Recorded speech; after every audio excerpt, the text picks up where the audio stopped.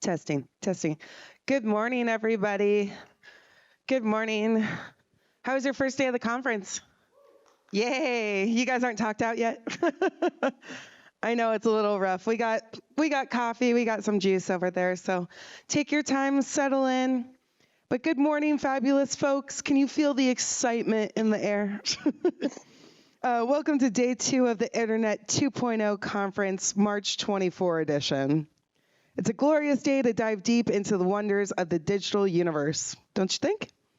But before we get carried away with all the fun and learning, let's take a moment to give a huge shout out to our gold sponsor, VAAV Industries. Without their incredible support, there you go. Without their incredible support, none of this would be possible. Our first session of the day is all about unlocking the secrets to building a data-driven culture within organizations. So, all right, are you ready to dive into some learning? Let's give a warm round of applause to our session mediator, Carlos E. Vargas, and our esteemed panelists covering the topic, how can organizations successfully build a data-driven culture? Do you have Carlos? I think you got the name wrong. Oh, I'm sorry. They have Carlos listed, so I don't know where this is coming from. Yeah, okay.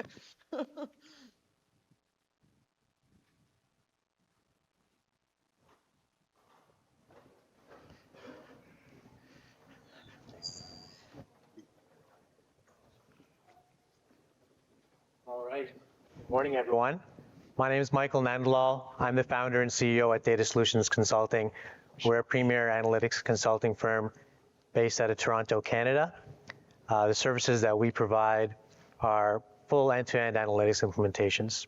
So that includes data pipeline implementations, data transformation modeling, data warehousing, reporting and dashboards, predictive analytics, and AI applications. And the key to success of any of our client engagements are helping to build this data-driven culture. People have to want to use the data. They have to be enabled to use the data. So super excited to be here with my fellow panelists this morning to dive into some interesting discussion. I'll take a few minutes to go down the line so each of the panelists can introduce themselves. Hey, I am Scott Hutchison. Good morning. And I am joining you from Purdue University, where I'm a professor of technology, leadership, and innovation. You probably have heard of Purdue. You've probably heard of our most famous graduate, Neil Armstrong. So we're known as the cradle of astronauts, having graduated more people who have walked in space than any other university. So for the last 30 or so years, I've worked at the intersection of human systems and technology systems. And that journey began really 40 years ago out of school when I worked on a large technology project that failed. And when it failed, what we realized afterward is that it had nothing to do with the technology. We weren't trying to do anything that wasn't possible. It had everything to do with the wrong style of leadership, issues related to organizational culture. And really for the last 30 or 40 years, that's where I've spent my time, working at that intersection of human systems and technology systems. So I'm happy to share a couple of those learnings with you later this morning. Good morning, friends. Carlos Vargas, president and founder of Bestseller Digital. As an enterprise architect, we work with the data that the customer have to make sense of it. That could be at the data for leveraging, like Michael mentioned, dashboarding, or actually leverage what the business is using on the internet for their marketing and bringing it in. So at the end of the day, they can serve their customers in a better way. 30 years, I think that I started very similar. I don't know if I'm gonna date myself, but first computer at 6, an 8088, way back when there were honking big things like this, that there was only like a floppy. And data at that time was like, oh, this is amazing. So really interesting to have the conversation of how we can integrate the data for everything that we do. Thank you, Carlos. Yeah, hello everyone. My name is Ankush Khanna. I predominantly have been born and brought up in data analytics and AI world. These days, I predominantly serve healthcare startups. That's what I do. I was a former chief data analytics officer for a Medicaid-based healthcare startup out of New York. And then these days, I'm supporting a lot of venture studios who are spawning up, a lot of pumping in a lot of money to really rebuild some of the healthcare tech within the industry. So happy to be here and looking forward to the conversation. Hi everyone, this is Vishal Chopra. I'm a CEO and founder of Umwelt.ai. So I come with around 25 years of experience in HR, then consulting, and last 7 years into HR tech. So at Umwelt.ai, we help the organizations reduce attrition, improve employee engagement. During my journey the major challenge was to reaching out to people and know how do they feel about the organization, because you end up spending a lot on employee engagement and you want your people to be retained, productive, inspired, motivated working in the organization. But it is next to impossible to hear out the people, and that is when exactly during my consulting days I was working with a lot of emerging tech companies, and I realized that NLP, artificial intelligence now has reached to a level where exactly I can actually deploy those services, make them learn the human side of the human resources, interact with the people and understand their sentiments using, again, NLP. Today it is LLM now, last 1 year. So that is what we do right now. We help the organizations to realize their potential of the employees by understanding the sentiments. Thank you, everyone. Thanks. My name is Jang Lee. I've been a CFO, startup CFO, a venture-backed startup CFO for about 15 years. Raised a lot of money and need a lot of analytics in order to do that. I think the biggest thing is there's a lot of data out there nowadays with Shopify and all the order management systems.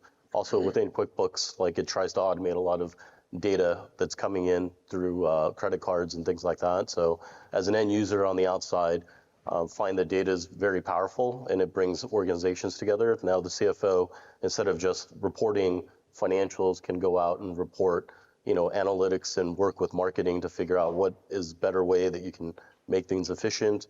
Work with the operations team to see other ways that you can, optimize throughput and things like that. So, over the course of my career, that's what I've been focused on, and focusing on all that and trying to get to margins and EBITDA and making sure that there's enough cash flow in the organization. So happy to hear what all the panelists here are here to say, and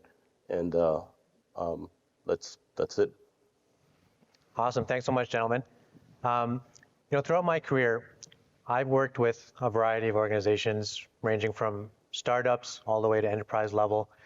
And whether they are just getting started with their analytics implementation or they've already had some more mature processes and architecture in place, there's some key principles that kind of are consistent with regards to how you can successfully build a data-driven culture within an organization. A few things that I've noticed is that, trust is important. Trust in the data. How do you know that the numbers that you're looking at in a report are accurate today? Do you have the trust that they're going to be accurate tomorrow, next week, next month, and so forth? A robust testing framework is necessary to be able to facilitate that type of trust. Another thing is, the concept of a single source of truth.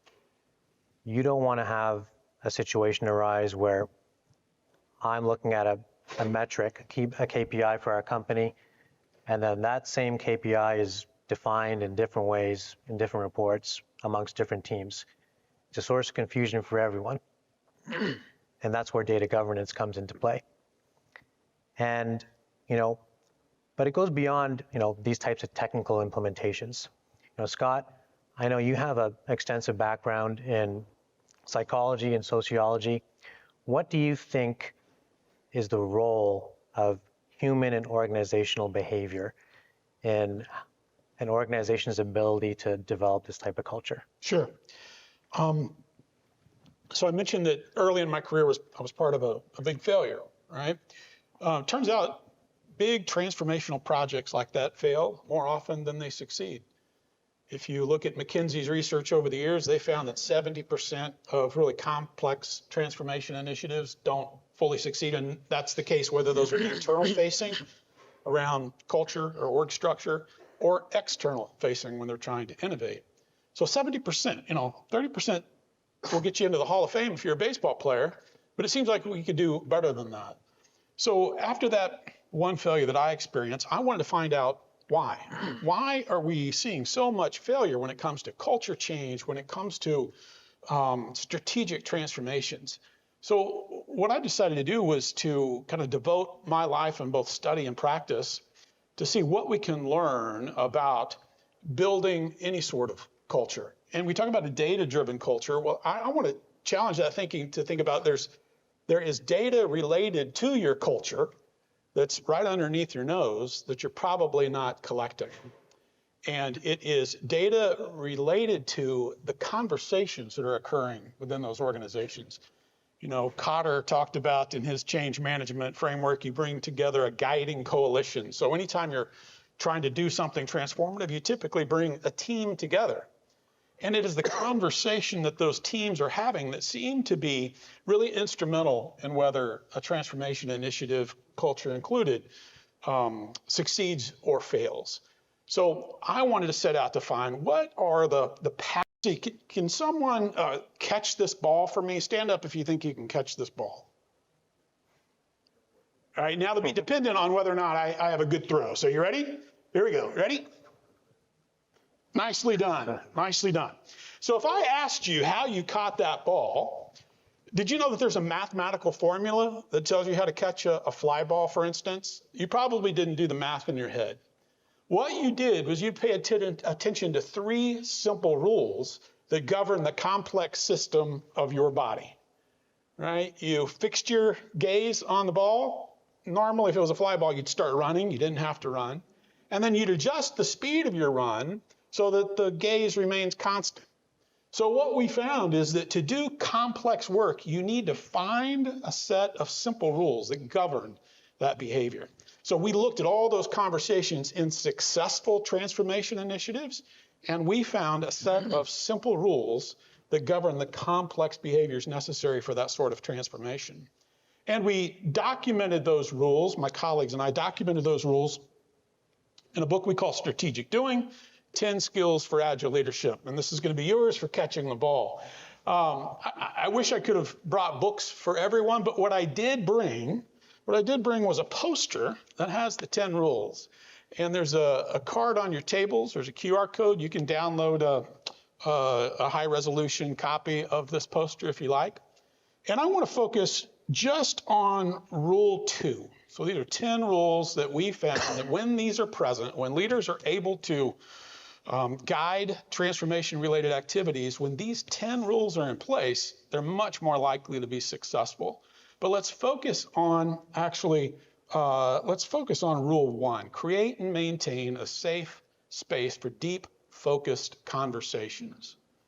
There are 2 theories that underlie this rule. One is that of appreciative inquiry and psychological safety, and a third, cognitive diversity. So we now use a tool in our practice, and we teach the use of this tool in our courses at Purdue to help visualize 2 of those elements, the level of psychological safety in an organization and the level of cognitive diversity. And that tool is called the quality of interaction. And what we find is only about 13% of teams have high levels of psychological successful cultural transformation, whether you're talking about a digital driven sort of culture or any other, really start with making sure you get those 2 elements right, a psychologically safe environment and the ability to express the rich cognitive diversity of the teams and organizations that you bring together. Awesome. Thank you, Scott. Very, very insightful answer. I think I'm going to have to fly over to Purdue to sit in on a full lecture at some point. Come on. Let's talk about messaging for a few minutes. When we talk about wanting to build this type of data-driven culture, what should the expectations be for our employees, and how do we communicate that, and how do we bridge the gaps between what expectations are from an employee standpoint versus what the realities of implementation are from an organizational standpoint. And Vishal, I'll let you start with this one. Yeah, sure. So I think one thing I realized during the complete journey of mine is that whenever we talk about employees, we keep on talking about the competencies they bring in. So the whole of the focus is hiring. I can give you an example. So I want a person, I go to a hiring manager, they will say that, okay, get me a person who has high competence on decision making and takes ownership. Now, the reality is that for such kind of a person, so there are a lot of psychometric testing tools like PI, Thomas, disk analysis, whatever you do. So we keep on focusing on competencies, but every competency has a fulfillment need where I think organizations do not focus on. So if I have to hire a person who is a decision maker, takes ownership, I need to empower this person and give autonomy as well. If I put this person under a manager who has autocratic way of managing the people, then this person is not going to be there in the organization. And that is where exactly it becomes very important to have these more conversations. Listen to your people. First of all, set up the expectations for the company, right? That what are the deliverables we have for the person to be successful in the organization. And then we keep on listening to these people during the complete journey of life cycle, because these expectations also keep on changing. So I join a company, I complete my training program, I go on a shop floor, starts interacting with the customers, I spent 6 months in the organization. So these journey points, at these all journey junctures, if you see, the expectations of the employees keep on changing. The problem today is that we are still relying heavily. So more than 90% of the companies are still relying on those old age annual feedback systems, which are anonymous in nature and which actually bucket the whole organization as one. So it is not reflecting on the employees, but at an organization level. And which also means, see, in today's world, if you see, so I call it as consumerization of employee sentiments, right, or employee behavior. So if you see today, the organizations have much more information about the customers rather than their own employees. So I know about my customer, that what exactly they feel, what points they buy, what do they do, what do I offer them, how will they behave. But I do not have the same kind of information about the employees, because as an organization, we have not been spending enough time on listening to people. So I think if I have to define one thing, very specifically, it is listening to the people.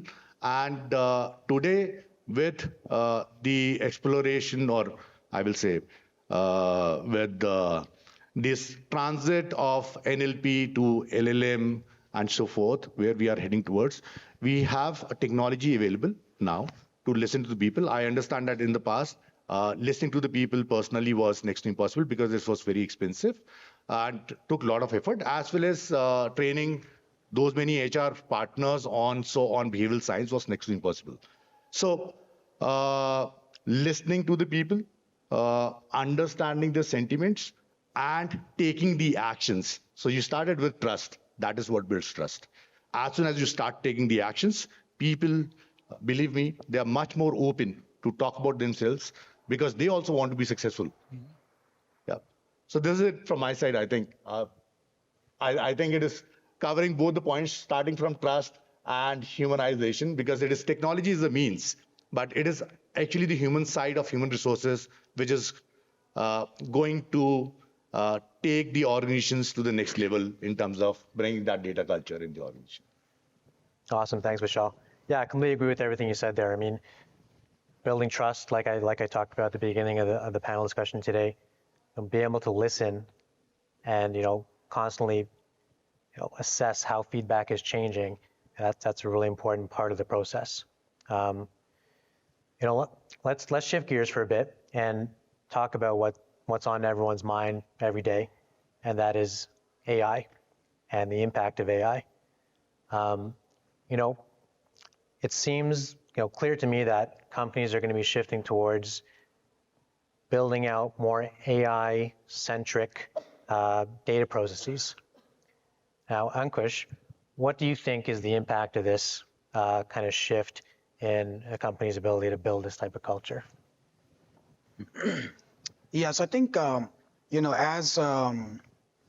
you look at the traditional strategies or the platforms that organization built, they were mostly analytics enabled platforms. So you were predominantly doing business intelligence reporting, compliance reporting, and some form of analytics. I mean, over a period of time, you did enable data science to a larger extent, but that was mostly for structured data. With the rise of AI and the rise of LLMs and Gen AI, you have now started to look at completely different sets of data sets that previously either it was just impossible to process because we had technology limitations, or magically, if you had a lot of money, you were able to do it, but it was extremely expensive. But it wasn't democratized at every organization level. Only a select few would have the opportunity to doing it. And so, in my opinion, I think what now the organizations have to realize that while all the investments that they have poured in last, whatever, 15, 20 years, even in the last 5 years in modernizing their infrastructure, moving to cloud and everything, I do believe that now they have to relook at their strategies, not going back and restarting per se, but really saying, okay, how do we now enable the unstructured data capabilities and different types of data sets like video, image, sound, voice, vision, all of these data sets, and how do we process them, and applying ethics and responsibility capabilities on top of it to ensuring that we are not biased, we are invariably not creating issues or challenges for the outcomes that we're expecting.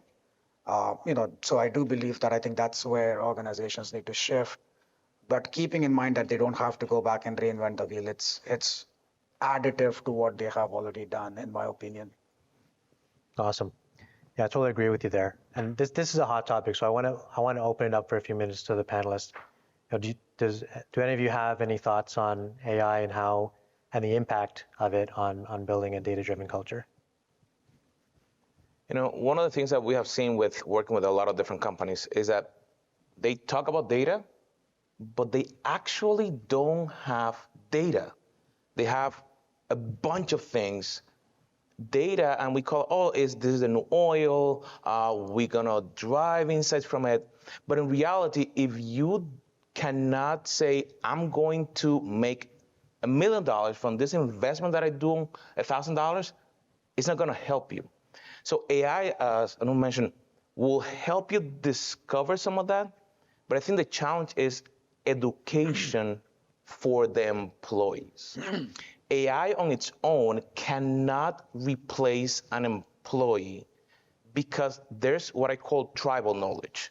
How does that data, why do we have processes that we need to keep this set of data for 7 years, even though we already acquired that company?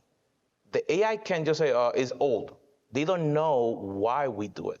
So I think that when we train our employees to leverage the tools and say, okay, what do you wish that we could learn from the data? That's gonna be a very different shift than say, if you don't help, we're gonna fire you. So building the data-driven cultures, I'm gonna enable you as an employee. So as you mentioned, so you can be safe to, you're gonna fail, but now this tool, this AI will help you get more insight so now you can do your job in a better way. Yeah, I love that. Enablement, I love that word. An empowerment for employees. AI can be a scary concept for a lot of people, but if communicated the right way and taught the right way, it can be a valuable tool that employees can add to their tool belt to really empower them to derive more from data. And the messaging behind that from leadership is really, really important. So love that answer. Let's move on. I mentioned at the beginning of the talk the concept of a single source of truth. And you can run into situations where you have metrics defined in different ways. Jang, you're an experienced CFO. I'm sure you've seen it many times where you have financial metrics like a cohort analysis or LTV. defined in many different ways. How can companies go about ensuring consistency with these key metrics? Yeah, I think you have to just define what the formula looks like. I mean, as a CFO, prior to going into board meetings, I would tell the analysts to go calculate, customer acquisition cost, or look at customer retention, or look at customer LTV. And when you ask that question, you come back with like 3 different answers from 3 different analysts, and it's because the data itself is correct, but the way that they use the data is not very consistent. And then you see this across platforms too. There's like a lot of different platforms out there that says they'll measure LTV, CAC, and all that kind of stuff. And then, when you start looking at it, there's like different answers for LTV most of the time because it's a projected number, and CAC some of the time, and then customer behavior like some of the time as well. So, I think as a CFO, you have to kind of understand the inner workings of it. So I dug in, years ago to try to figure this out. And so the grounding of when does the customer make the first purchase is when you start to cohort them and figure out what the customer acquisition cost is at that time.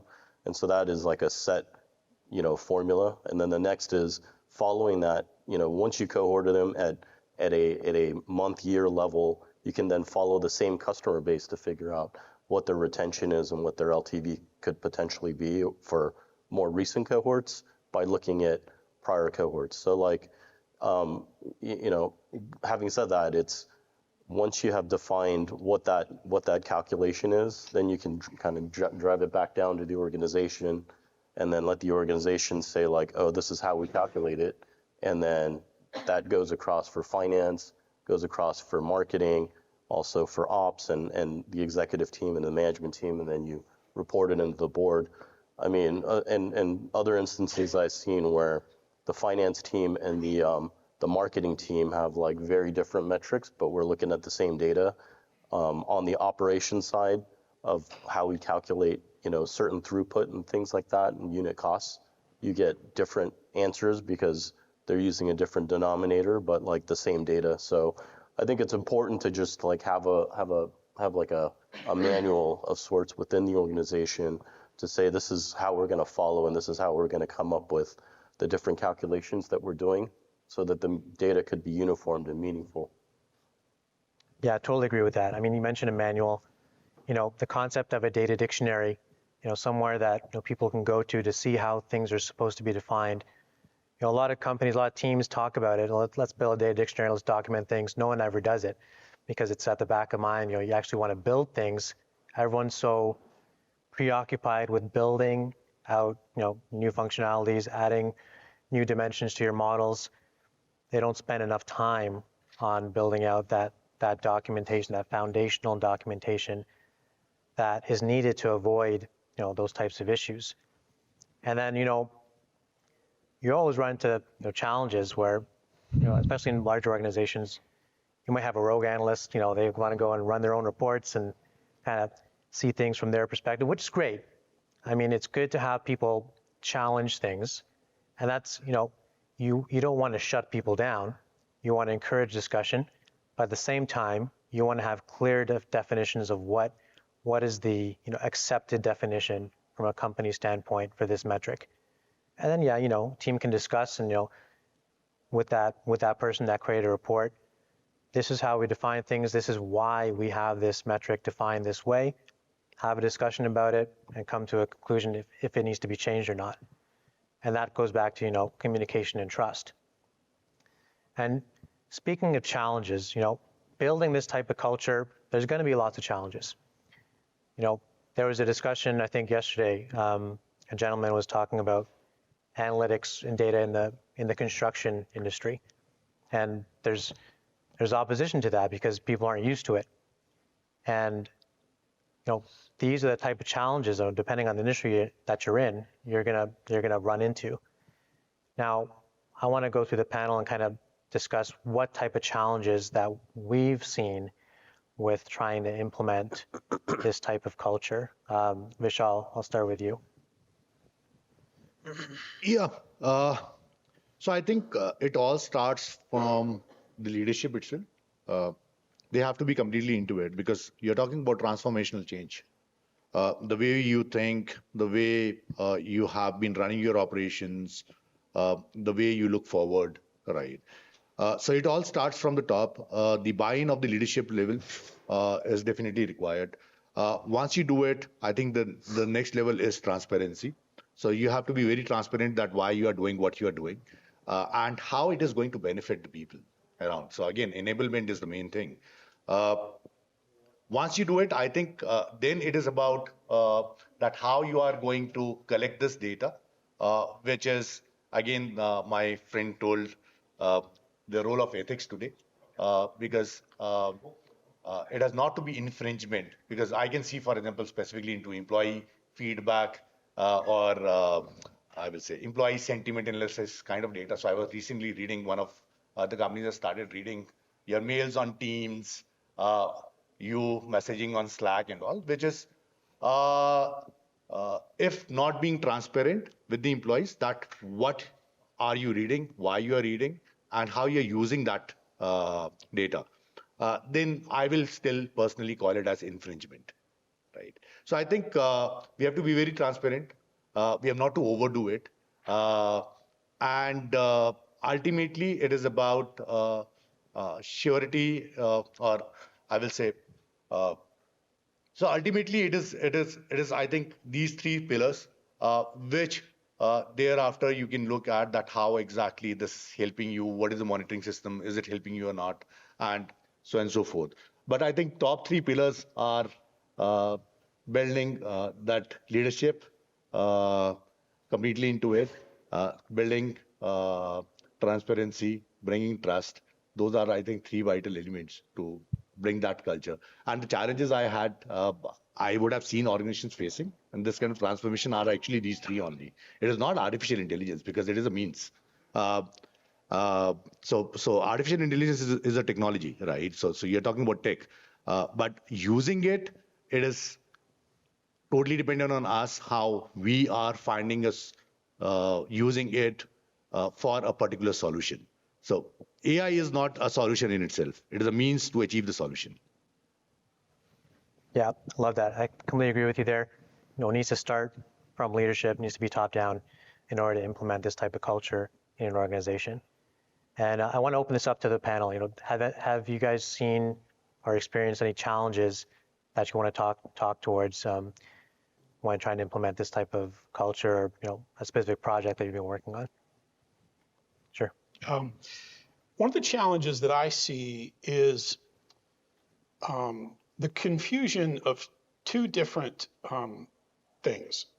And it's a confusion between what is complicated and what is complex.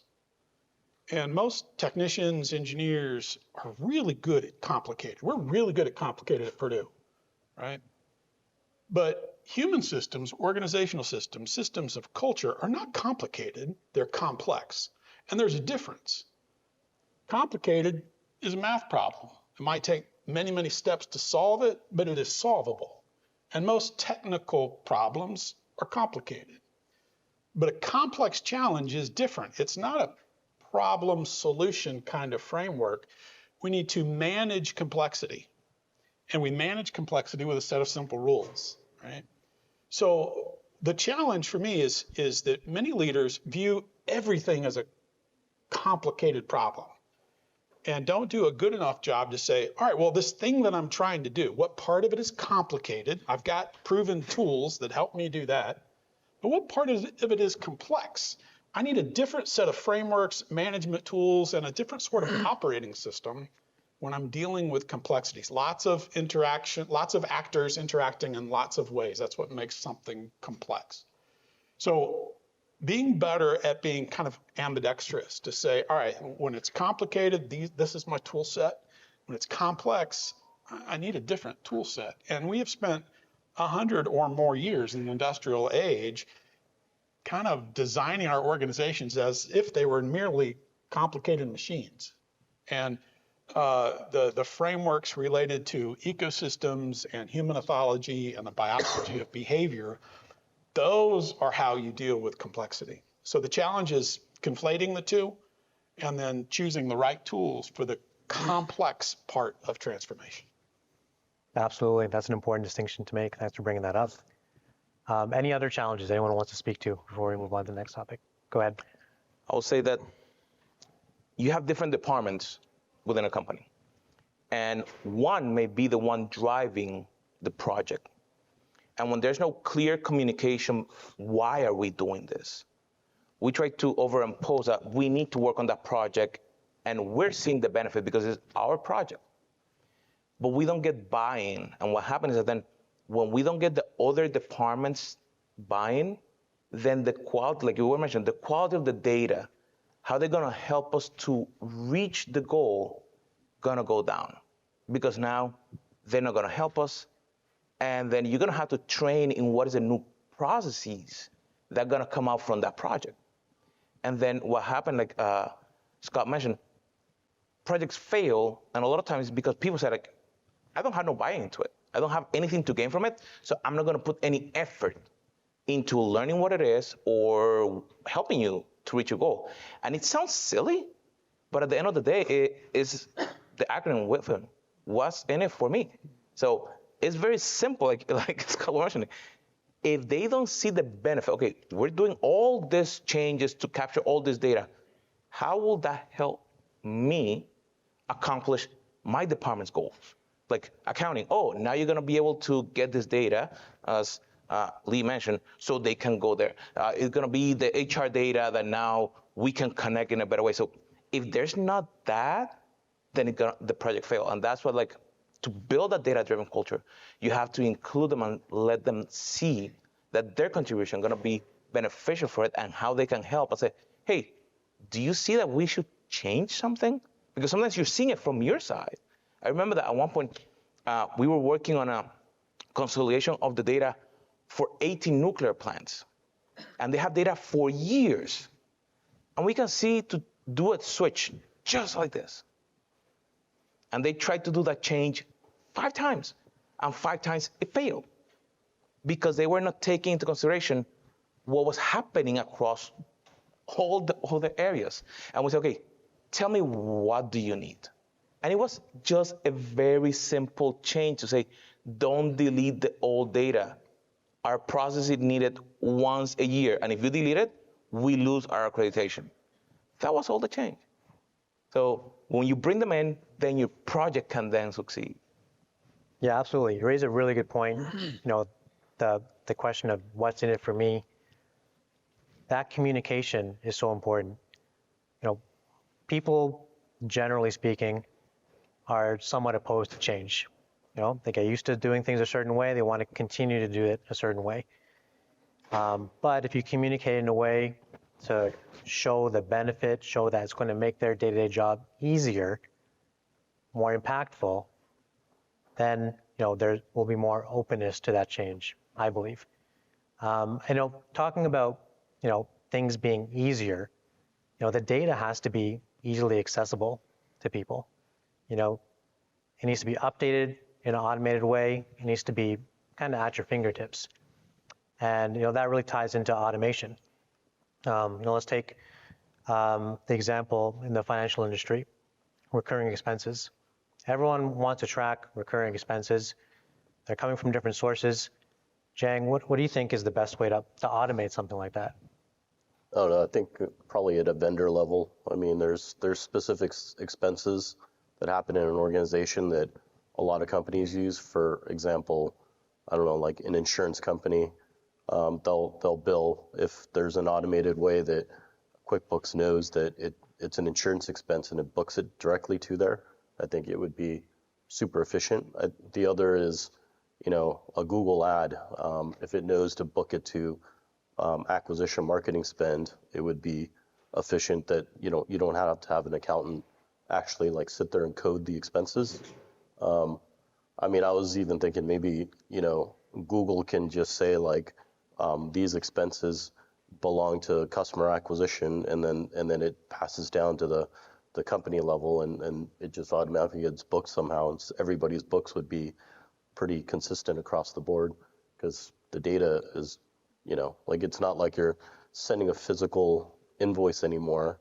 You're sending digital invoices, and then, a lot of that stuff can just get ingested into the system. So I think, it'd be ideal if there's, a way that like certain vendors could automatically like book entries into the accounting system so that exactly all the books are consistent and what those expenses are related to. Yeah, it's a great example. I think, and it can be applied across any industry, any use case. Automation is key to adoption of data across an organization.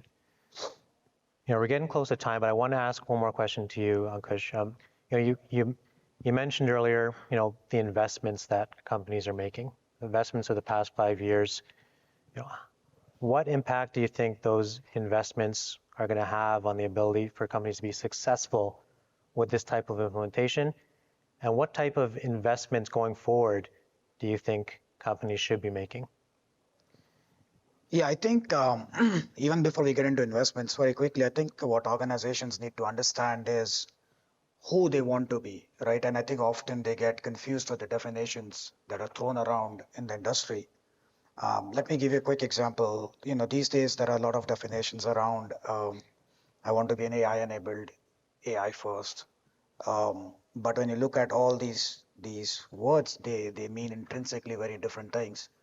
An AI first organization requires completely different skill sets and capabilities for it even to succeed in terms of what it wants to be, versus most of the organizations, at least in my opinion, will become AI enabled.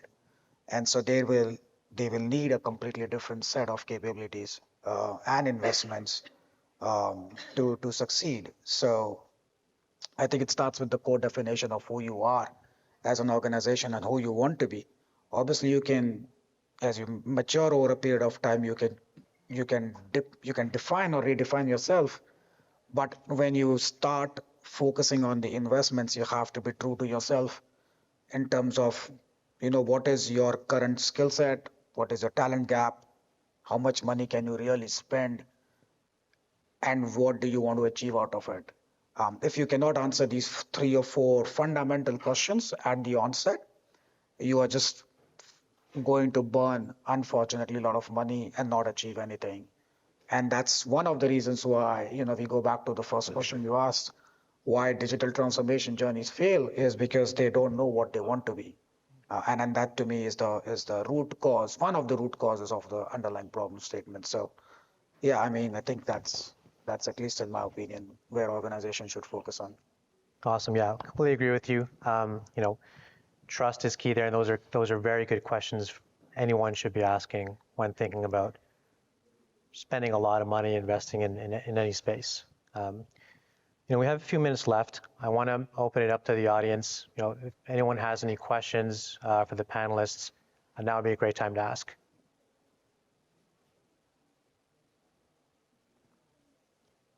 Once, twice. All right. No questions today. That's okay. Any final remarks from any of the panelists before we wrap it up? Just as a reminder, you can get one of those posters if you like at your tables. This QR code with a card on it. So scan that, and you can get a printable poster hanging on the back of your door. And follow those 10 rules. All right. Well, thanks so much, gentlemen, for joining me on stage today. I think it was a great discussion. Thanks to all of you for taking the time to sit down and listen to us. And thanks to the organizers for giving us a chance to be on stage here this morning and have this chat. Really appreciate it. Enjoy the rest of the day. Awesome. Thank you so much, gentlemen. Come on down.